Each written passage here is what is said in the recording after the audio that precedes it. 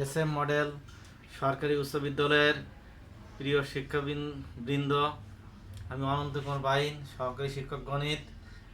আজ নবম, দশম এবং SSC 2021 সালে যারা SSC পরীক্ষা দেবে তাদের অষ্টম অধ্যায় 8.2 এর জ্যামিতি এক্সট্রা করার জন্য বা জ্যামিতি এক্সট্রা দেখার জন্য অনলাইন ক্লাসে সবাইকে আমন্ত্রণ জানাচ্ছি। 8.2 এর 1 নম্বরে আছে অকেন্দ্র বিশিষ্ট কোনো বৃত্তের ABCD একটি অন্তর্লিখিত চতুর্ভুজ। তাহলে অকেন্দ্র বিশিষ্ট মানে একটা বৃত্ত কি, অকেন্দ্র বিশিষ্ট একটা বৃত্ত, এই বৃত্তে কি আছে, ABCD একটা অন্তর্লিখিত চতুর্ভুজ। তাহলে আমরা এখান থেকে এক বি সি ডি, ABCD একটা অন্তর্লিখিত চতুর্ভুজ। এই চতুর্ভুজের AC ও BD কর্ণ দেওয়ার পরপর ইউনিটে সেট করছে।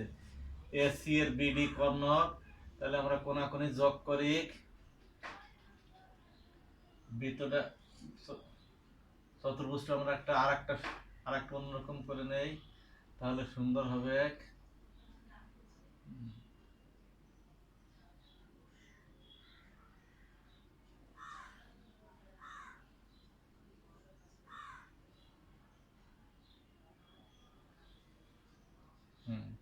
তাহলে এবার অকেন্দ্র বিশিষ্ট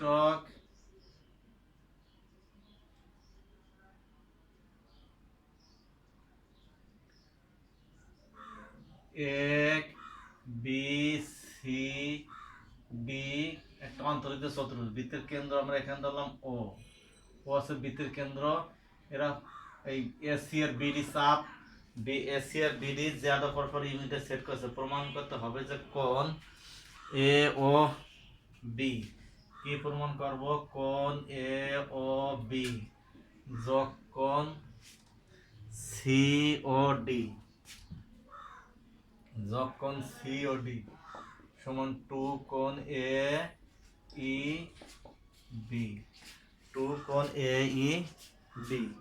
তাহলে আমরা এ থেকে ও যোগ করি, ও থেকে বি যোগ করি, আবার ও থেকে ডি যোগ করি, ও থেকে সি যোগ করি, অর্থাৎ ও হচ্ছে সেন্টার থেকে আমরা চারিদিকে যোগ দিলাম। তাহলে আমরা এই প্রমাণের জন্য আমরা কি করছি, অর্থাৎ এটা আগে বলে দিয়েছে কোণ এ ও বি, কোণ এ ও বি তৈরির জন্য আমরা ও এবং ও বি যোগ করছি, আবার কোণ সি ও ডি তৈরির জন্য ও সি এবং ও ডি যোগ করছি। তাহলে আমাদের প্রমাণ করতে হবে কোণ এ ও বি যোগ কোণ হচ্ছে সি ও ডি সমান 2 কোণ এ বি। তাহলে এবার আমরা শুধু প্রমাণটা লিখি, প্রমাণ এ ও বি। তাহলে আমরা এখানে লিখতে পারি এ বি চাপের উপর, যেহেতু কোণ এ ও বি দরকার, তাহলে কেন্দ্রস্থ কোণ এ ও বি চাপের উপর দণ্ডায়মান কেন্দ্রস্থ কোণ এ ও বি এবং বৃত্তস্থ কোণ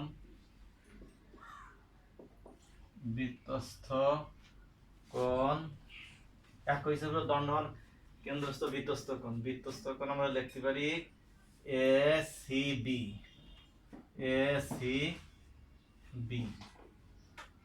তাহলে এ থেকে ওতে যে বিতে, আবার এ থেকে সি তে গিয়ে বিতে ফিরে আসলাম। তাহলে এটা হচ্ছে বৃত্তস্থ কোণ, এটা হচ্ছে কেন্দ্রস্থ কোণ। আমরা এর আগে উপপাদ্য 20 গত সপ্তাহে আমরা অনলাইন ক্লাসে দেখেছি ভিতরে একই হিসাবে দণ্ডায়মান কেন্দ্রস্থ কোণ বৃত্তস্থ কোণের দ্বিগুণ। সেই হিসেবে লিখতে পারি কোণ এ ও বি, এটা কেন্দ্রস্থ কোণ, ইকুয়াল টু বৃত্তস্থ কোণ এ সি বি, এর হলো দ্বিগুণ, তাহলে 2 দিয়ে গুণ দিলাম। অনুরূপভাবে বা পুরোটুকু লিখতে পারি আবার সিডি চাপের উপর দণ্ডায়মান কেন্দ্রস্থ কোণ সিওডি, কেন্দ্রস্থ কোণ কোনটা, সিওডি। এবং বৃত্তস্থ কোণ এবং বৃত্তস্থ কোণ কি লিখতে পারি সি সি বি ডি বৃত্তস্থ কোণ সি বি ডি। তাহলে সি থেকে ওতে গিয়া ডিতে ফেললে কেন্দ্রস্থ কোণ, আর সি থেকে বি থেকে ওতে ফেললে কি হচ্ছে বৃত্তস্থ কোণ।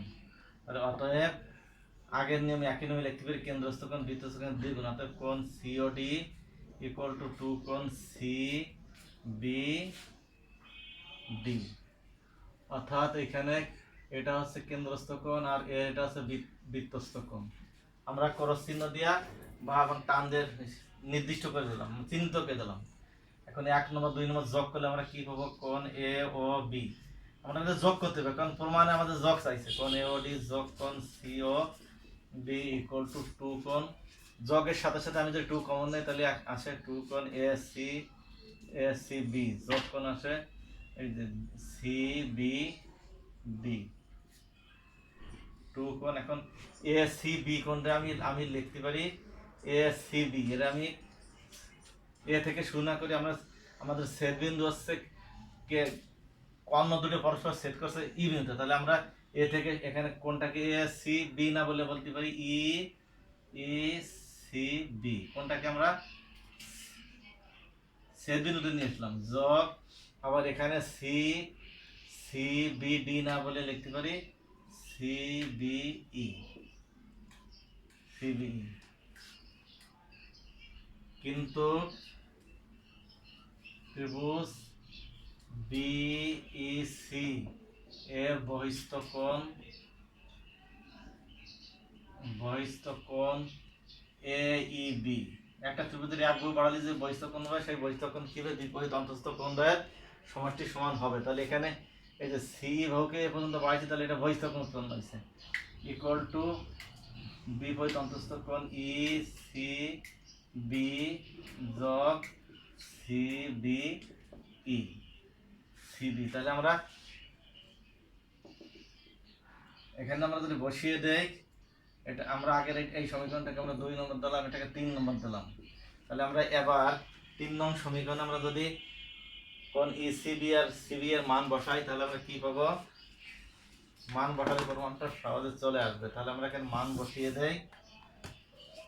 অতএব কোণ এ ও বি যোগ কোণ C O D equal to 2 কোণ, আমরা এটার পরিবর্তে এটা একই মান, এটার পরিবর্তে বাম পাশে বসালে 2 কোণ এ ই বি। তাহলে আমাদের যেটা প্রমাণ চাইছে আমরা সেটা হয়ে গেল, আমরা লিখি প্রমাণিত। তাহলে 8.2 এর এক্সট্রা 1 হয়ে গেল। এবার 8.2 এর 2 নম্বর এক্সট্রা আছে অকেন্দ্র বিশিষ্ট বৃত্তে এ বি সি ডি একটি অন্তর্লিখিত চতুর্ভুজ একই কোয়ালিটি কোণ এ ডি অন্তর্লিখিত চতুর্ভুজ কোণ এ ডি বি যোগ কোণ বি ডি সি সমান 1 সমকোণ। প্রমাণ করতে হবে এ বিন্দু ও বিন্দু সি বিন্দু এক সরলরেখা অবস্থিত। তাহলে এটার জন্য আমরা চিত্র আঁকি। এটা আমাদের শেষ হলো। এবার আমরা 2 শুরু করি।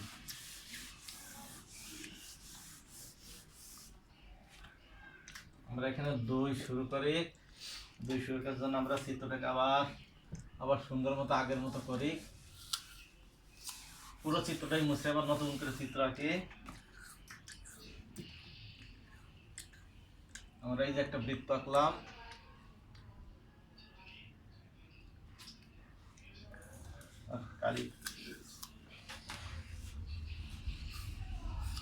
আমরা বৃত্তটাকে একটু সুন্দর করার চেষ্টা করি। যেহেতু এখানে হোয়াইট বোর্ডের জ্যামিতি বক্স ব্যবহার এটা পাইতেছি না, তাহলে অকেন্দ্র বিশিষ্ট বৃত্তে এ বি সি ডি একটা অন্তর্লিখিত চতুর্ভুজ। প্রমাণ করতে হবে কোণ এ ও সি, এ বিন্দু ও বিন্দু সি বিন্দু একই সরলরেখা। তাহলে আমরা এখানে যদি এ বিন্দু ধরি, এই পাশে ধরি সি বিন্দু, তাহলে এখানে আমাদের দেওয়া আছে কোণ এখান থেকে আমরা এখানে যাই, এখান থেকে আমরা এখানে ফিরে আসি। অর্থাৎ আমাদের যেভাবে প্রমাণটা যেভাবে দেওয়া আছে, উদ্দীপক যেভাবে আমরা দেওয়া আছে সেইভাবে আমরা প্রমাণ করতে হবে। কোণ এ বি বি যোগকোণ বিডিসি অর্থাৎ এই দুটি কোণের যোগফল কত, এক সমকোণ দেয়া আছে। প্রমাণ করতে হবে ও বিন্দু এ বিন্দু সি বিন্দু একই সরলা করতে হবে। বৃত্ত এবার চতুর্ভুজটা আমরা কমপ্লিট করি। চতুর্ভুজটা এবার কমপ্লিট হলো।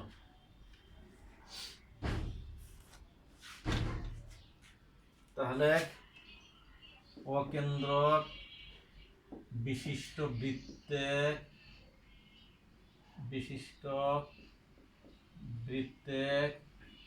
এ বি সি ডি একটি অন্তর্লিখিত চতুর্ভুজ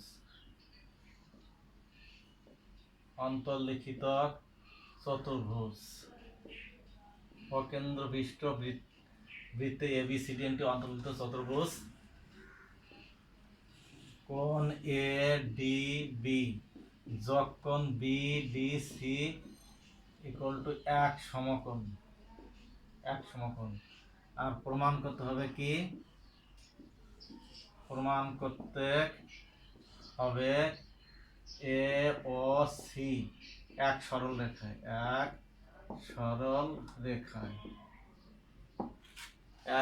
রেখায় অবস্থিত। তাহলে আমরা এটা প্রমাণের জন্য অঙ্কন করি ও এ ও সি আর অভিযোগ করি। তাহলে ও থেকে এ যোগ করলাম, ও থেকে বি যোগ করলাম, ও থেকে সি যোগ করলাম। অঙ্কনটা আমরা মুখে মুখে বললাম, এখানে লিখলাম না। তাহলে আমরা প্রমাণের জন্য ও থেকে এ যোগ করছি, ও থেকে বি যোগ করছি, ও থেকে সি যোগ করছি। এবার এ বি চাপের উপর আগের একই নিয়মে উপর দণ্ডমান কেন্দ্রস্থ কোণ কোনটা, এ বি চাপের দণ্ডমান কেন্দ্রস্থ কোণ এ ও বি এবং বৃত্তস্থ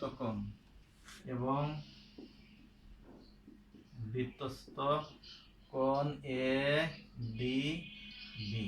অতএব আমরা উপপাদ্য 20 অনুযায়ী কি লিখতে পারি, বৃত্তের একই চাপের উপর দণ্ডমান কেন্দ্রস্থ কোণ বৃত্তস্থ কোণের দ্বিগুণ।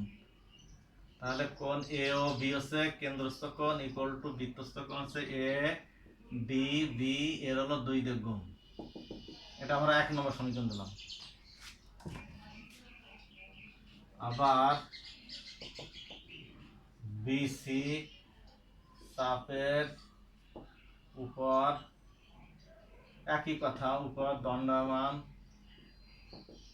দণ্ডায়মান কেন্দ্রস্থ কোণ বিওসি এবং বৃত্তস্থ